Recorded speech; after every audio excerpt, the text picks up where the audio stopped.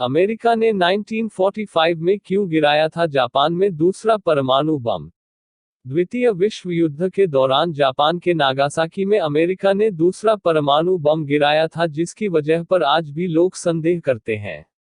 द्वितीय विश्व युद्ध में अमेरिका ने एक बहुत ही बड़ा कदम उठाया था जिस पर आज भी सवाल उठाए जाते हैं, लेकिन उस वक्त के हालात ही कुछ ऐसे थे। 6 अगस्त 1945 को अमेरिका ने जापान के हिरोशिमा पर पहला परमाणु बम गिराया और उसके 3 दिन बाद 9 अगस्त को नागासाकी पर दूसरा परमाणु बम भी गिराया। इनके बाद जापान ने बिना शर्त आत्मसमर्पण कर दिया था। लेकिन आज भी बहुत से लोगों के मन में यह सवाल है कि क्या अमेरिका के लिए दूसरा परमाणु बम गिराना वाकई जरूरी था? युद्ध की समाप्ति थी नजदीक। इन बमों को गिराने का नतीजा यह हुआ था कि इसमें लाखों लोग तुरंत मारे गए थे और बाद में उससे भी ज्यादा उस बम के कारण हुए विकिरणों से मरे। इस बम के बाद एशिया में द्वितीय युद्ध औपचारिक तौर पर खत्म हो गया था।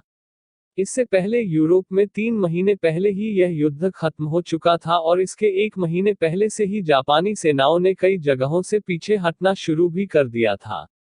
पहला बम हिरोशिमा पर जापान के खिलाफ यह एक निर्णायक कदम माना जाता है, लेकिन इस पर भी काफी विवाद है। पहले 6 अगस्त 1945 को हिरोशिमा में अमेरिका के B-29 बॉम्बर एनोला गे से लिटिल बॉय नाम का परमाणु बम गिराया था, जिसमें 20,000 टन के TNT से भी अधिक बल था, जिससे 80,000 लोग मारे गए थे और इतने ही घायल हुए थे। 3 दिन बाद एक और बम। इसके 3 दिन बाद ही B-29 बॉम्बर बोकसकार ने 1000 पाउंड का एक प्लूटोनिक परमाणु बम, जिसे फैट मैन कहा जाता है, नागासाकी के ऊपर सुबह 11 बजे गिराया, जिसमें 40,000 लोग मारे गए।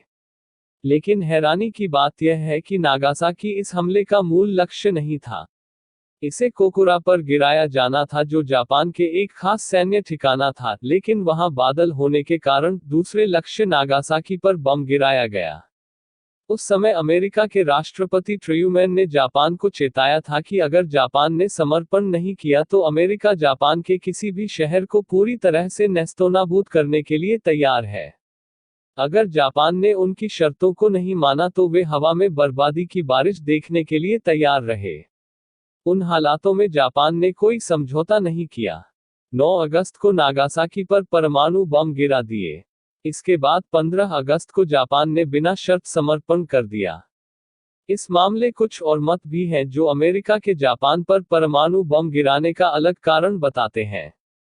इतिहासकार गार एल्पेरोजिट्स ने 1965 में अपने किताब में दलील दी है कि जापान तो उस समय हार ही रहा था, लेकिन अमेरिका युद्ध के बाद सोवियत संघ से शक्ति के मामले में आगे निकलना चाहता था।